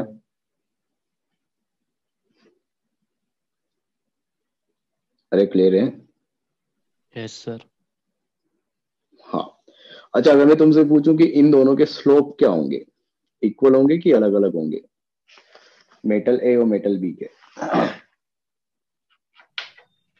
सर दिख तो इक्वल रहे देख हैं। तो एक yes yes sir. Sir. Yes sir. दिक इक्वल रहा है दिक इक्वल रहा है उसका क्या मतलब है? अपन ने ग्राफ तो बनाया यार, देखो जो ग्राफ बनाया, अच्छा ग्राफ से दिख ही रहा है, क्योंकि वहां तुमको ग्राफ नहीं दिया, डायरेक्ट पूछ लिया कि मैं क्या कर रहा हूँ, स्टॉपिंग पोटेंशियल वर्सेस फ्रीक्वेंसी का ग्राफ बना रहा हूँ दो अलग अलग मेटल के लिए, तो उनका क्या सेम रहेगा, स्लोप सेम रहेगा, इंटरसेप्ट सेम रहेगा। तो यहाँ से देखो ना, तुम देखो कि जो स्लोप आ रहा था अपने पास क्या रहा, एच अपॉन ई, तो किसी भी मेटल के लिए बात कर लो, एच तो वही रहेगा, ई भी वही रहेगा, क्योंकि तो कांस्टेंट है। Yes sir. कोई भी मेटल की बात करो स्लोप तो सेम रहेगा। लेकिन जो इंटरसेप्ट है, तो इंटरसेप्ट में अपने पास एच है, ई है और थ्रेशोल्ड फ्रीक्वेंसी है। तो ये थ्रेशोल्ड फ्रीक्वेंसी जो है ये अलग अलग मेटल के लिए अलग अलग रहेगी, इसलिए अलग अलग मेटल के लिए स्लोप अलग अलग आ रहा है। और किस तरीके से कंपेयर करना उसकी अपन बात कर चुके हैं, सॉरी इंटरसेप्ट अलग अलग आ रहा है, तो इंटरसेप्ट अलग अलग आएगा लेकिन स्लोप सेम आएगा। क्लियर है क्या ये? Yes sir. हाँ, और कंपेयर कैसे करना है उसकी अपन बात कर चुके हैं। तो ये है अपने पास थ्योरेटिकल पार्ट जो है फोटो इलेक्ट्रिक इफेक्ट से। अब 5 मिनट बचा है तो न्यूमेरिकल अपन बाद में करते हैं।